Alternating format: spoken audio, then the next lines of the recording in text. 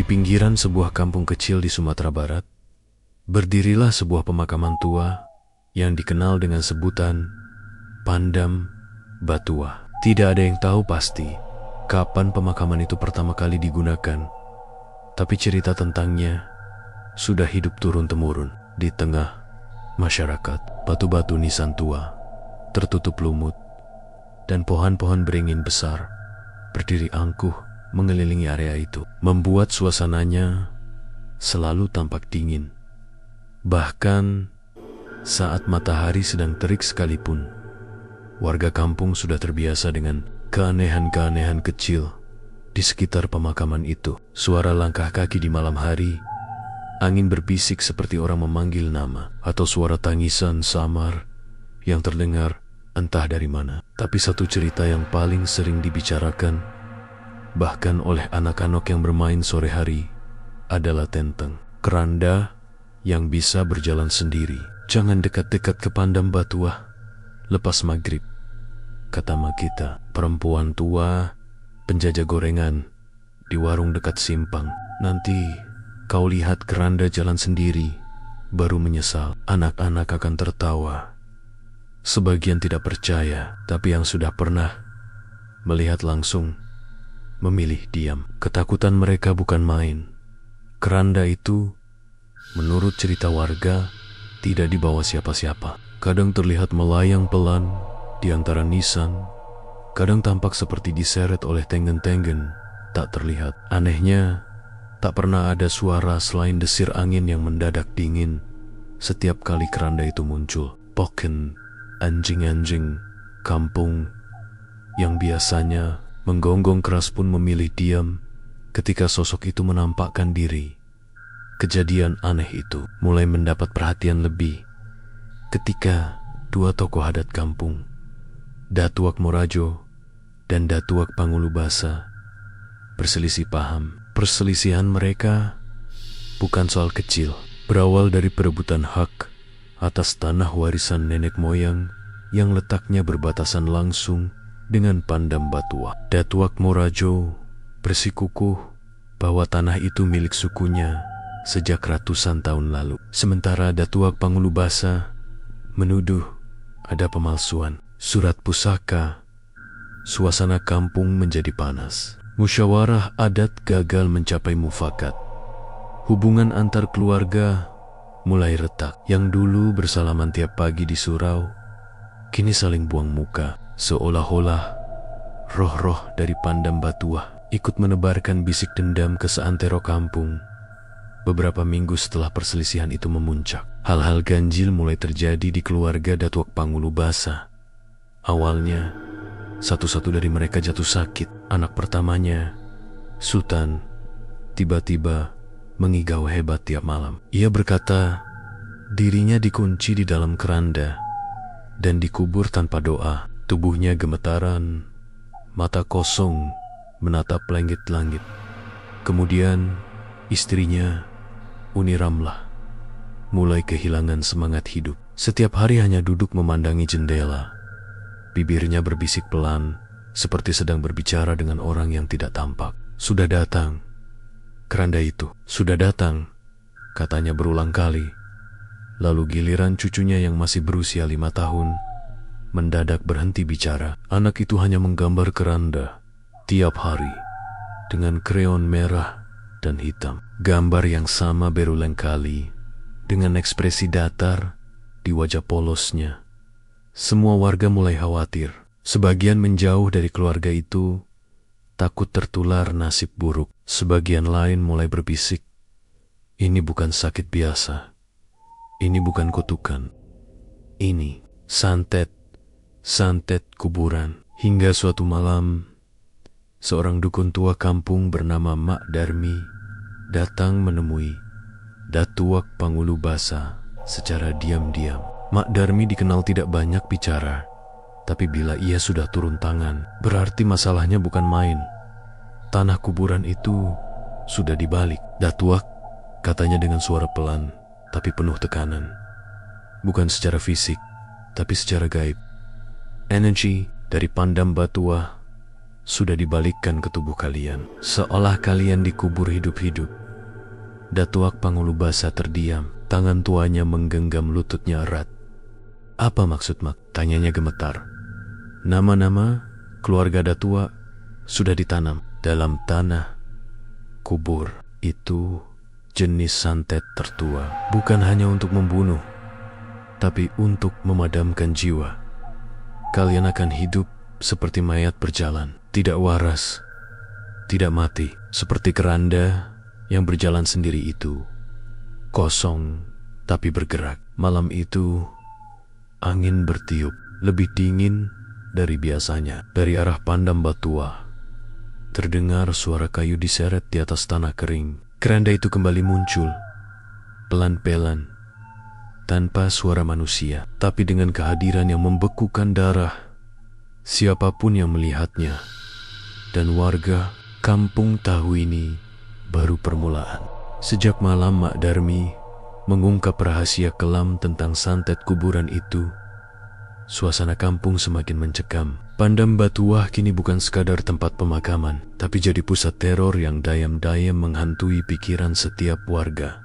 Rumah Datuak Pangulubasa mulai terlihat seperti rumah mati. Daun pintu selalu tertutup, jendela diganjal papan, dan tak ada satu suara pun terdengar dari dalam. Orang-orang hanya berani mengintip dari jauh, menahan napas bila melihat sosok-sosok kurus dari keluarga itu duduk diam di teras.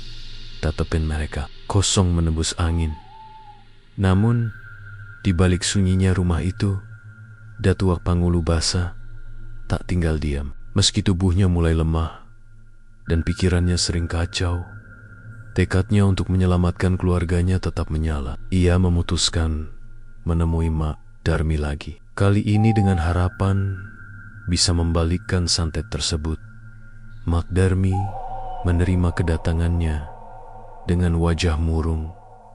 Datuak, ini bukan santet biasa. Ini santet kuburan yang menggunakan tanah mati sebagai perantara. Sekali nama dikubur, sulit untuk diangkat kembali. Tapi masih ada jalan. Datua Pangulubasa menatap penuh harap.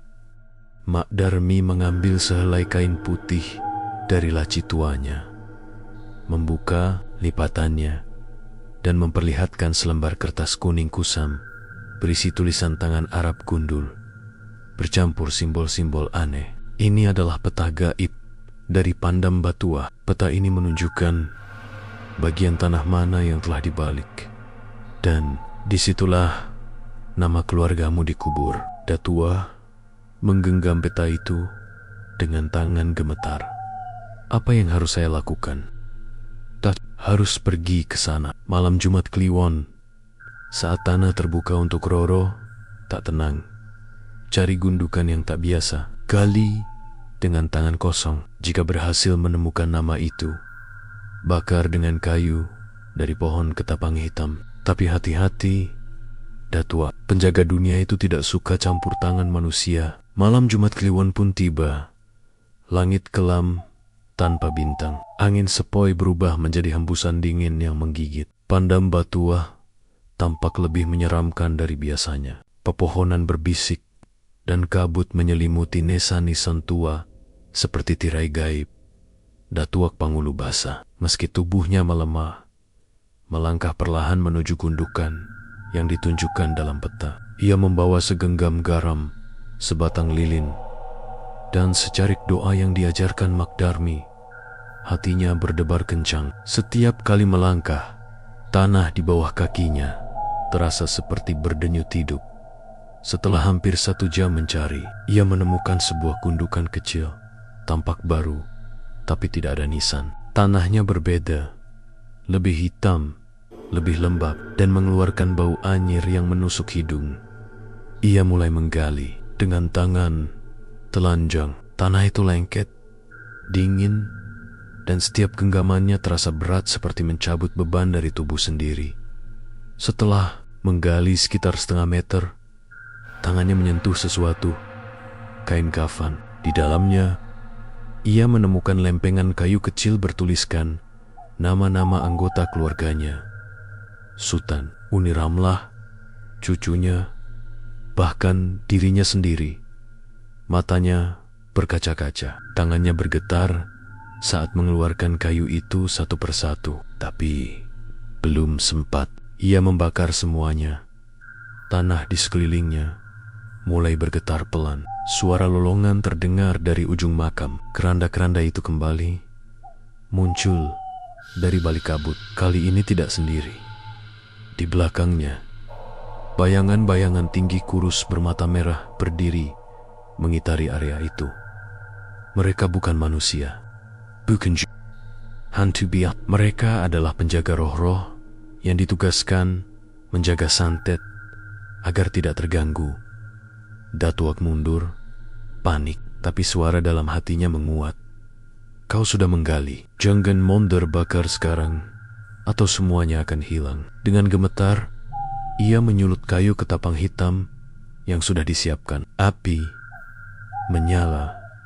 Pelan, ia meletakkan lempeng nama satu per satu ke dalam api. Saat api menyentuh kayu bertuliskan Sultan, terdengar teriakan dari arah rumahnya, teriakan hidup. Seperti orang yang baru sadar dari tidur panjang, ia lanjutkan ke nama berikutnya, Uni Ramlah. Angin berhembus lebih kencang. Sosok-sosok tinggi itu semakin mendekat. Wajah mereka kini terlihat berlubang, menganga, dan seolah-olah sedang menangis tanpa suara. Begitu semua nama terbakar, keranda yang melayang tadi jatuh menghantam tanah dan hancur berantakan. Sosok-sosok tinggi itu menghilang satu persatu ke dalam kabut. Pandam Batuah kembali tenang, hening, seolah tidak pernah terjadi apa-apa.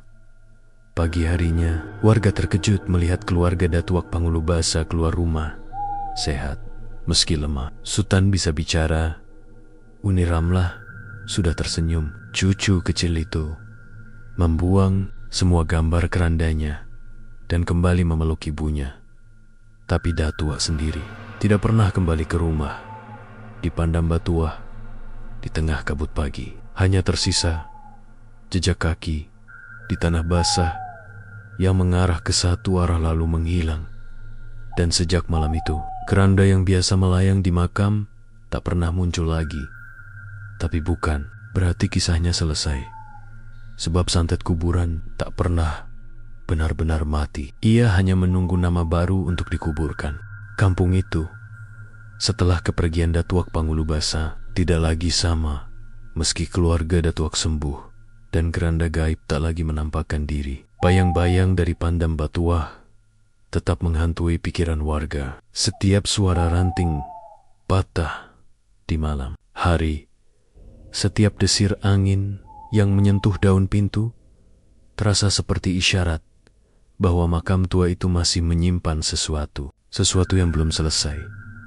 Uni Ramlah, istri almarhum Datuak, hidup dalam diam. Meski tubuhnya pulih, jiwanya tak pernah benar-benar kembali. Ia sering berdiri di halaman rumah, menatap ke arah pemakaman, bibirnya bergetar, namun tak mengeluarkan kata. Kadang ia menggenggam sesuatu di tangannya, kain putih kecil yang katanya diserahkan terakhir kali oleh suaminya sebelum menghilang. Sultan, anak sulung, berusaha melanjutkan hidup. Ia kembali berdagang, berinteraksi dengan warga, dan bahkan kembali ke surau. Tapi jauh di dalam hatinya, ia tahu ada sesuatu yang belum terungkap. Ayahnya tidak mati secara wajar. Ia hilang, mengorbankan dirinya untuk keluarga, tapi tidak ada yang tahu kemana atau bagaimana nasibnya di balik kabut Pandam Batuah.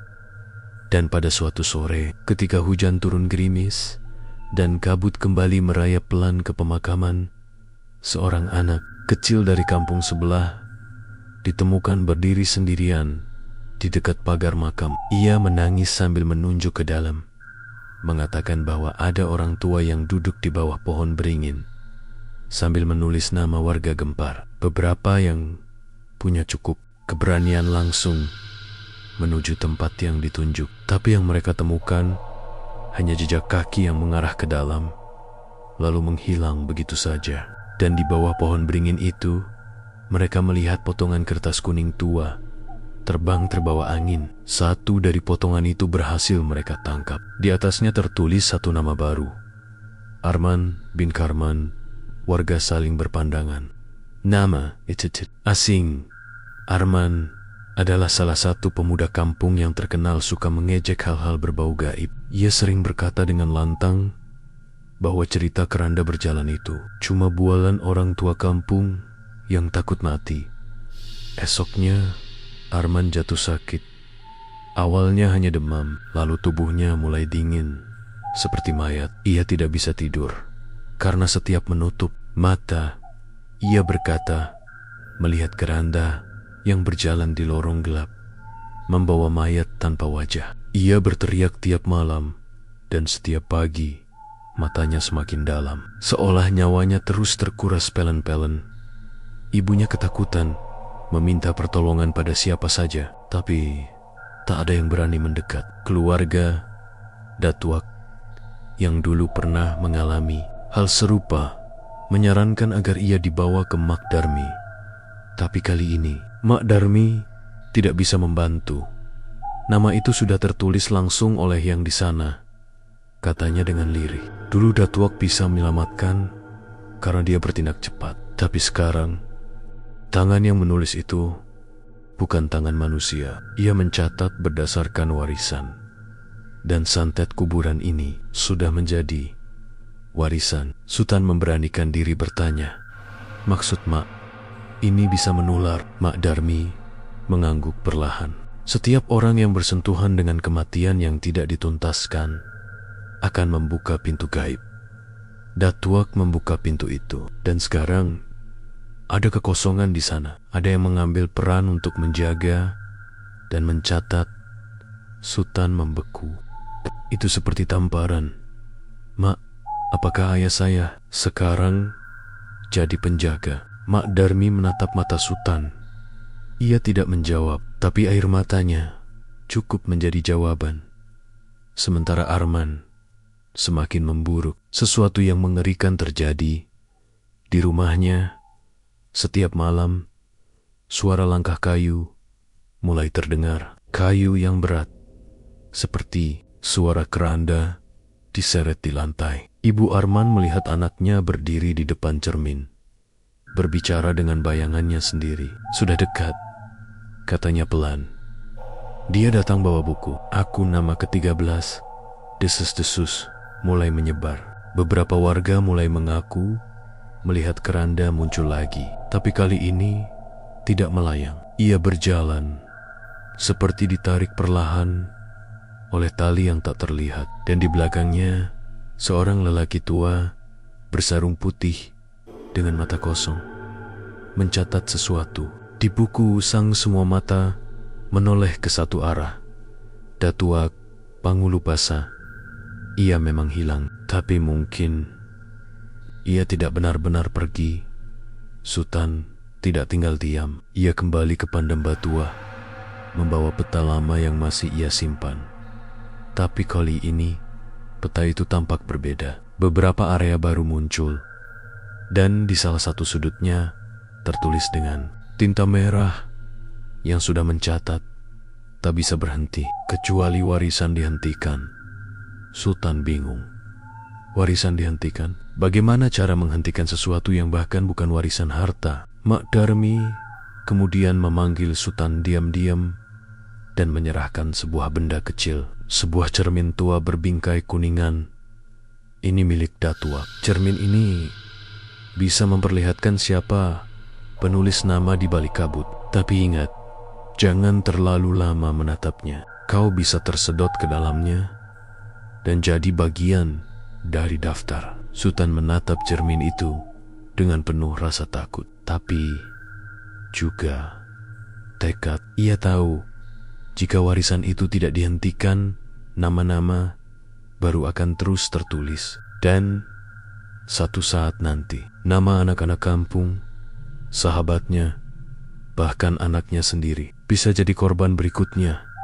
Malam itu, ia memegang cermin erat di tangan kanan dan melangkah ke Pandam Batuah Don. Dari jauh terdengar kembali suara itu. Suara kayu tua yang diseret di atas tanah. Keranda itu berjalan lagi, tapi kali ini seseorang mengikutinya dari belakang, dan mungkin belum tentu akan kembali. Langkah kaki Sultan terasa berat malam itu. Angin pandam Batuah berhembus, tak seperti biasanya dingin, tajam, dan membawa aroma tanah basah yang seolah baru digali. Di tangan kanannya, ia menggenggam cermin tua pemberian Mak Darmi.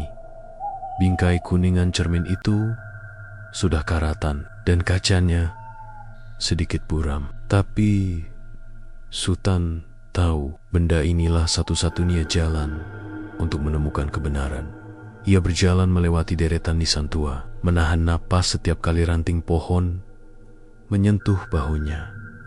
Daun-daun jatuh perlahan, seperti menyambut kehadirannya. Sesekali ia menoleh ke belakang, memastikan dirinya tidak diikuti. Tapi entah kenapa, suara langkah kaki tetap terdengar, padahal ia berjalan sendirian. Kalau aku mati malam ini, biarlah. Asal nama anakku tidak ikut ditulis, bisiknya dalam hati. Sesampainya di tengah pemakaman, di bawah pohon beringin besar tempat ayahnya terakhir terlihat, Sultan berhenti. Ia mengeluarkan cermin, lalu duduk bersila. Ia menutup matanya sejenak, menarik napas panjang, lalu membuka cermin itu perlahan dan menatap ke dalamnya. Awalnya, ia hanya melihat pantulan wajahnya sendiri, sedikit gemetar, mata penuh cemas, tapi perlahan bayangan itu berubah. Kabut mulai menyelimuti permukaan kaca, lalu muncul sosok seorang lelaki tua, berjubah putih, berjalan lambat, sambil membawa kitab besar. Di belakangnya, keranda melayang, perlahan, seperti dikawal oleh bayangan hitam tak berbentuk. Lelaki tua itu mengangkat kepala.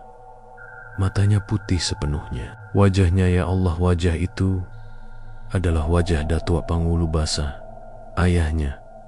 Tapi bukan lagi seperti dulu. Sosok itu lebih kurus, lebih pucat, dan seolah-olah jiwanya sudah terkunci dalam satu tugas, mencatat nama.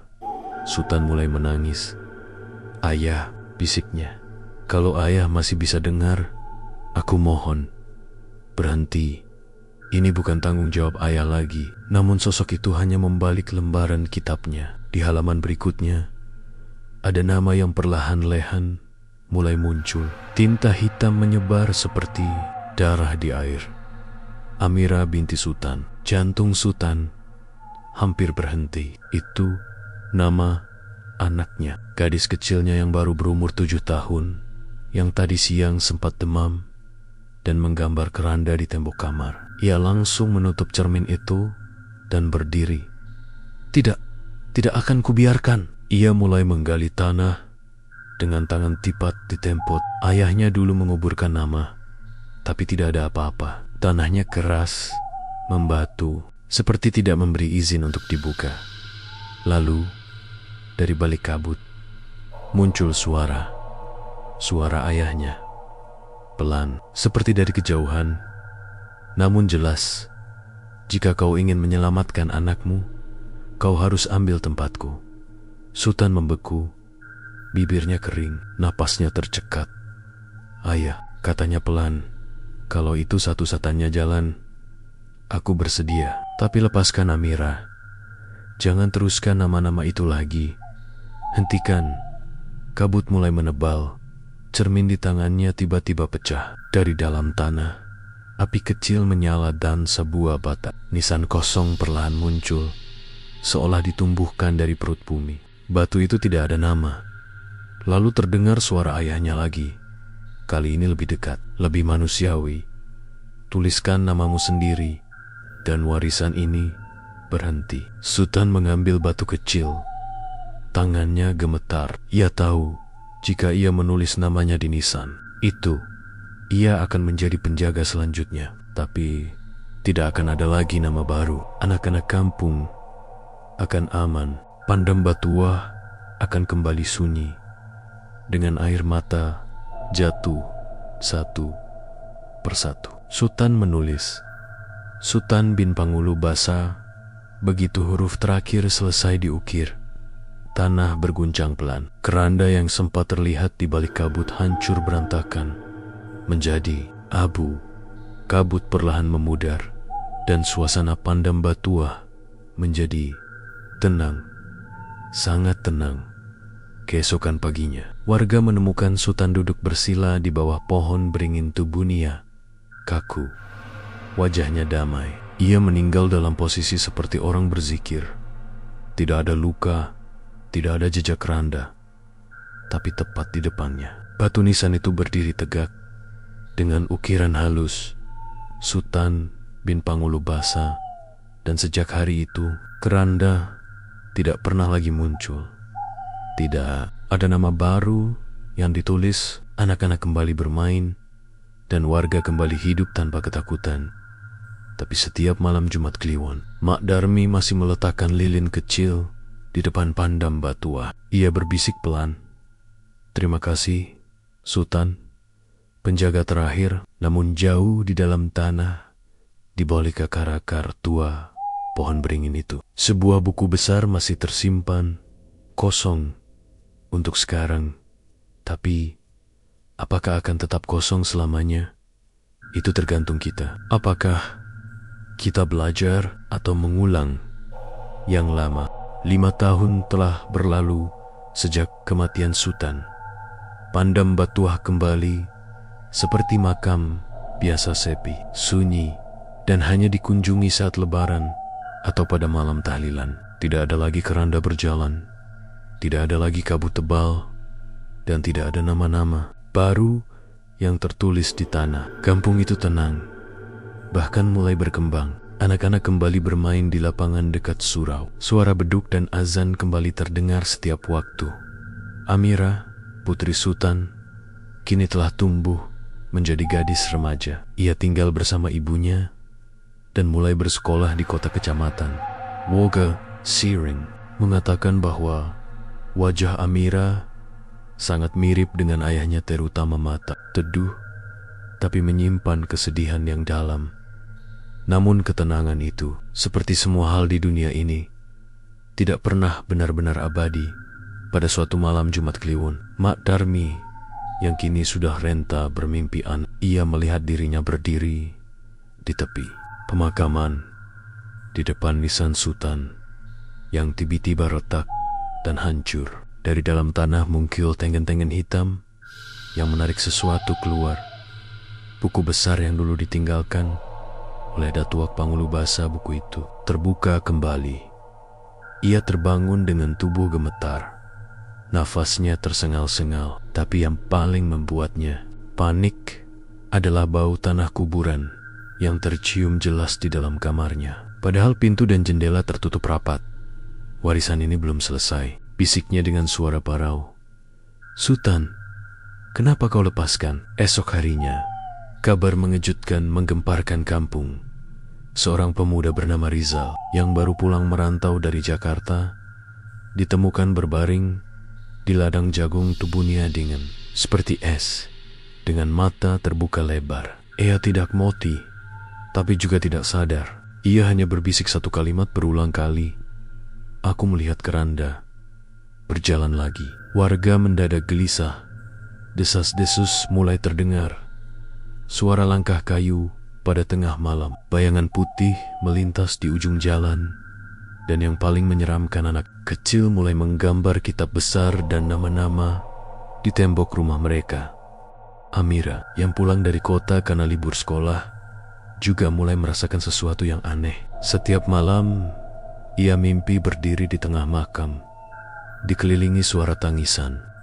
Dan dalam mimpi itu selalu ada satu suara yang memanggil, "Amira, kamu harus melanjutkan." Ia mencoba mengabaikan, tapi mimpi itu datang setiap malam. Hingga pada malam kelima, ia bangun dan menemukan buku tua di bawah tempat tidurnya. Buku itu berdebu, lusuh, dan penuh tanah di sampulnya. Di halaman pertama hanya ada satu kalimat, "Penjaga lama telah pergi. penjaga baru telah dipilih, Amira gemitar. Ia segera membawa buku itu ke rumah Mak Darmi. Darmi membolak-balik halaman demi halaman dengan wajah pucat. Buku ini tidak bisa muncul kecuali ia sudah terikat dengan pemilik barunya. Kau sudah menyentuhnya? Amira mengangguk pelan.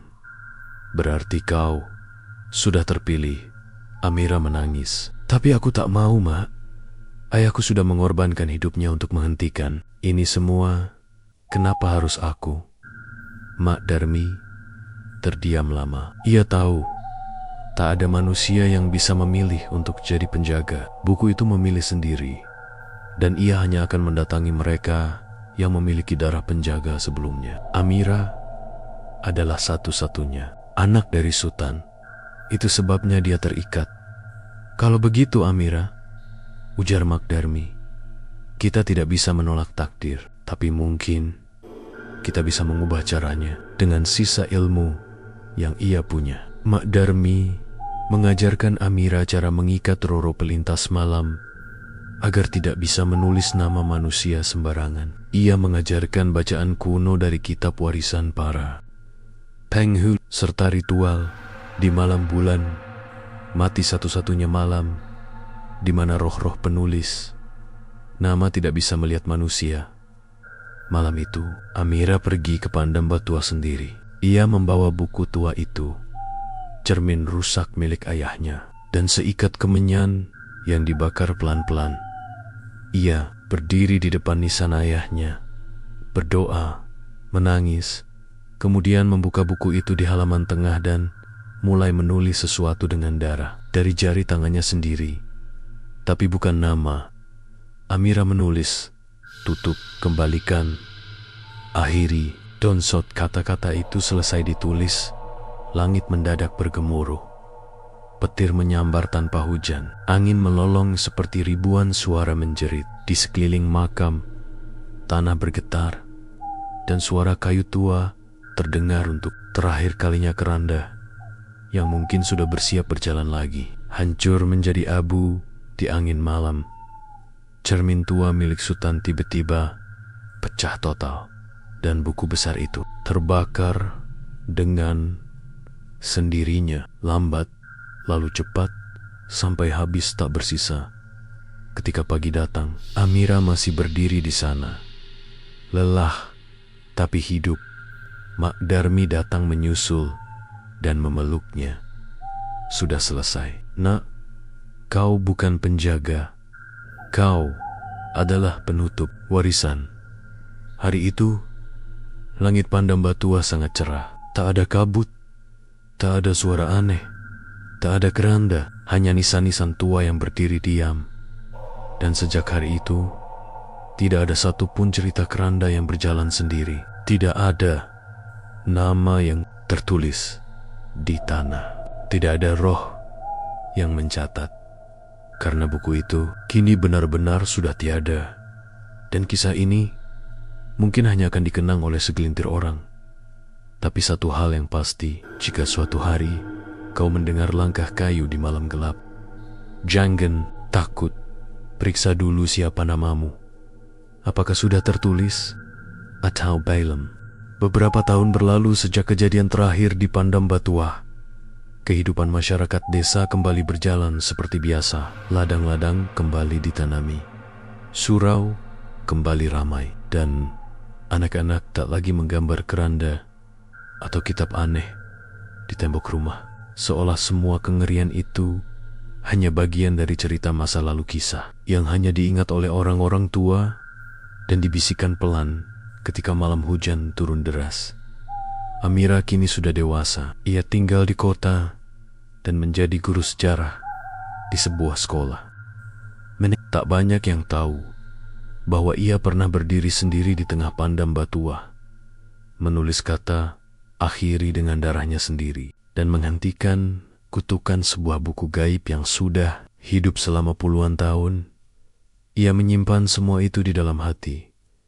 Namun pada suatu malam yang hening, saat hujan turun pelan dan angin menggoyangkan jendela apartemennya, Amira terbangun dari tidur karena suara aneh di lorong. Langkah kaki seperti kayu diketuk pelan ke lantai. Ia duduk perlahan di ranjang. Suara itu berhenti di depan pintu apartemennya. Ia menunggu, menahan napas. Lalu ketukan 3 kali. Pelan, tapi jelas. Tok, tok, tok. Ia berdiri, perlahan membuka pintu. Tidak ada siapa-siapa, tapi di lantai depan pintu ada sehelai kertas tua. Kertas itu kumal, lembab karena hujan, dan di tengahnya hanya ada 1 kalimat ditulis dengan tinta merah. Tidak semua nama pernah tertulis. Jantung Amira berdebar. Ia melihat sekeliling lorong kosong, sunyi, tapi aroma tanah basah menyeruak dari dalam kertas itu. Sama seperti dulu, aroma dari tanah, pandam batua.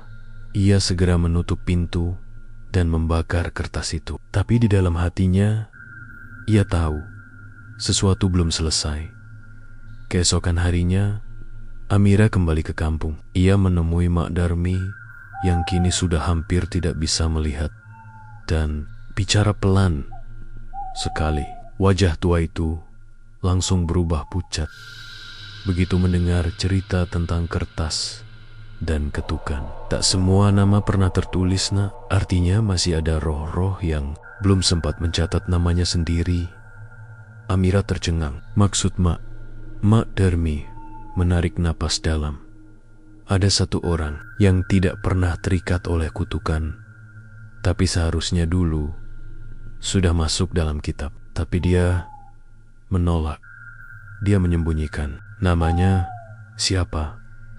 Mak Darmi hanya menunjuk ke timur. Rumah tua di tepi hutan. Dulu bekas rumah dukun pertama yang membuat santet tanah. Dialah yang pertama yang menciptakan keranda berjalan itu.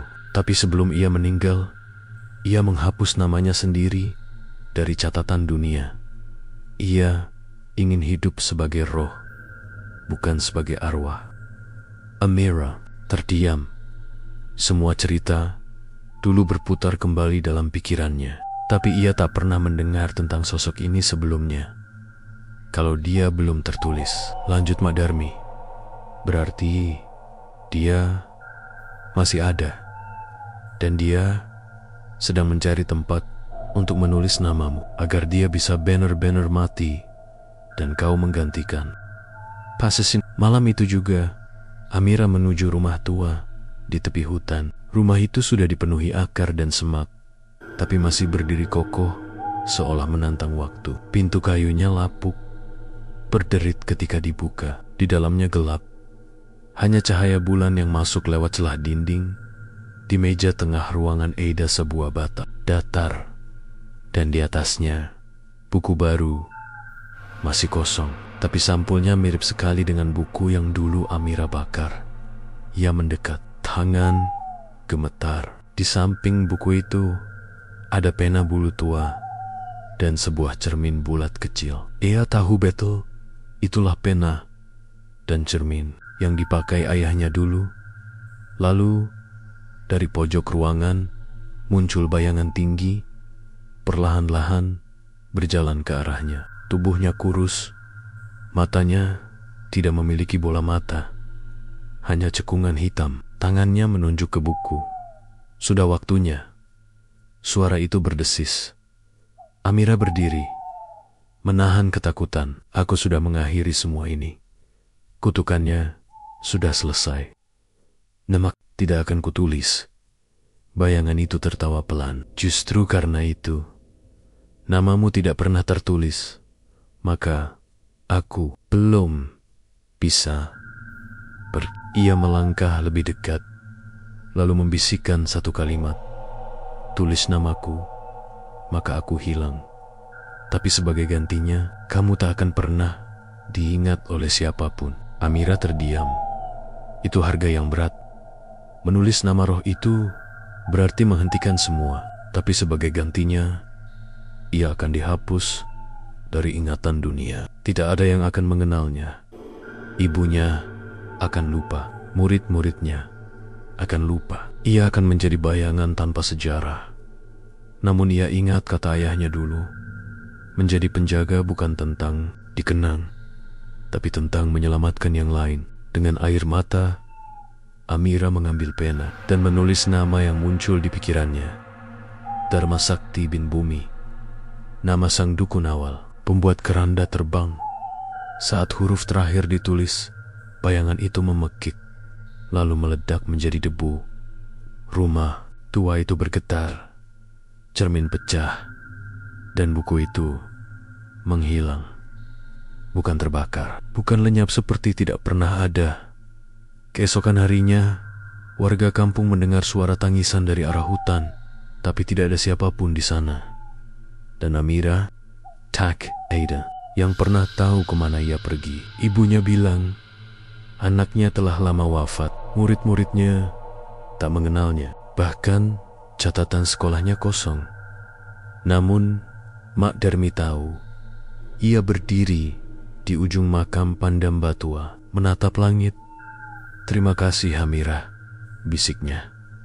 "Namamu mungkin tidak tertulis di dunia, tapi tercatat dalam cahaya." Lalu angin berhembus pelan, dan di antara bisikan angin malam, terdengar suara lembut dari hutan. Selama masih ada manusia yang ingat, keranda itu tidak akan kembali. Beberapa musim telah berlalu sejak hilangnya Amira. Pandam Batua kembali hening, dan warga mulai merasa kehidupan mereka benar-benar bebas dari beang-beang masa lalu. Tidak ada lagi kabar keranda berjalan, tidak ada mimpi buruk, dan tidak ada suara langkah malam yang membuat jantung berdetak lebih cepat.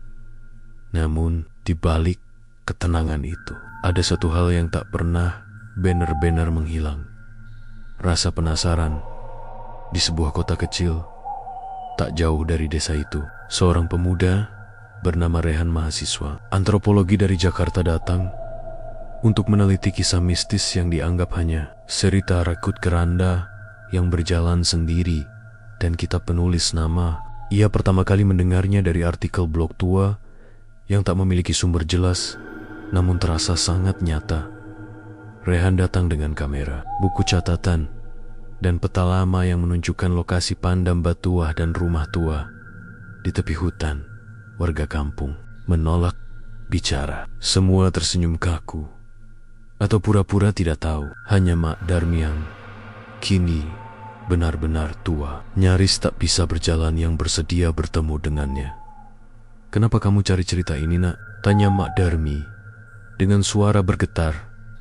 "Karena saya rasa cerita ini belum selesai," jawab Rehan. "Dan saya yakin seseorang pernah mengorbankan dirinya agar dunia tak perlu tahu horor itu." Mak Darmi menatap Rehan lama lalu tersenyum pahit. "Kau seperti Amira, keras kepala, tapi berani. Sayangnya, keberanian tak selalu menyelamatkan." Kemudian, ia memberi Rehan sesuatu yang membuat bulu kuduknya berdiri. Cermin tua yang dulunya milik Sultan dan Amira. "Aku sudah mencoba memecahkannya, tapi dia selalu utuh kembali setiap malam bulan mati," kata Mak Darmi. "Mungkin sekarang sudah waktunya seseorang melihat apa yang masih tersisa." Malam itu, Rehan berjalan sendiri ke Pandam Batua, membawa cermin dan buku catatannya. Angin berdesir dingin, dan kabut mulai turun pelan, seperti menyambut tamu yang sudah lama ditunggu. Di tengah makam, ia berdiri dan mengangkat cermin.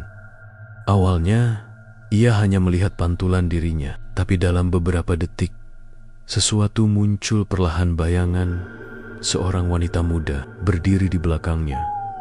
Amira, wajahnya tenang, tapi matanya menyimpan duka yang tak bisa dilukiskan. Ia tidak bicara, hanya menatap Rehan, dan di sekelilingnya, ratusan nisan mulai bersinar lembut. Rehan menoleh dan menyadari ini bukan makam biasa. Ini adalah tempat para penjaga, orang-orang yang pernah mengorbankan dirinya demi menghentikan ilmu hitam yang lahir dari tanah. Lalu tiba-tiba cermin retak. Dari dalam retakan itu, sebuah suara keluar, bukan dari dunia ini, tapi seperti gema dari ingatan. Jika cerita ini diceritakan kembali, maka warisan akan hidup kembali. Tapi jika kau simpan, maka aku akan tetap menjaga mereka. Rehan menggigil. Ia tahu maksudnya. Cerita ini tidak boleh diteruskan, tidak boleh dihidupkan kembali. Ia memandangi makam-makam itu satu persatu. Di ujung kanan ada batu nisan yang tidak memiliki nama, tapi di atasnya tumbuh bunga putih yang tidak pernah layu. Ia menunduk dalam-dalam. Kemudian Rehan menutup catatannya, menyimpan kamera, dan perlahan berjalan keluar dari makam. Ia tidak mengambil gambar, tidak menyalin apapun. Ia bahkan membiarkan buku catatannya tertinggal di situ, di depan batu nisan tanpa nama. Beberapa bulan kemudian, Rehan kembali ke kota. Ia menghapus semua data penelitiannya tentang Pandam Batua. Ketika dosennya bertanya tentang tugas akhir, ia hanya berkata, cerita paling berharga adalah yang tidak ditulis. Karena ia menjaga dunia dari sesuatu yang tidak seharusnya bangkit. Madarmi wafat di musim hujan berikutnya. Warga menguburkannya di ujung desa, di sebelah makam keluarga Sultan. Tidak ada yang tahu bahwa di kantong bajunya ditemukan secari kertas dengan tulisan tangan Amira. Aku tak bisa dikenang, tapi tolong, jangan biarkan yang gelap dilahirkan. Kembali hanya karena rasa ingin tahu, dan Pandam Batua kini tertutup untuk umum, dijaga oleh pagar kayu dan tulisan larangan masuk. Tapi sesekali, jika seseorang cukup nekat untuk berdiri di depan gerbang makam itu pada malam Jumat Kliwon, mereka mungkin akan melihat bayangan perempuan berdiri di tengah kabut, diam tapi berjaga, bukan sebagai arwah, tapi sebagai penjaga terakhir dari nama-nama yang tidak tertulis.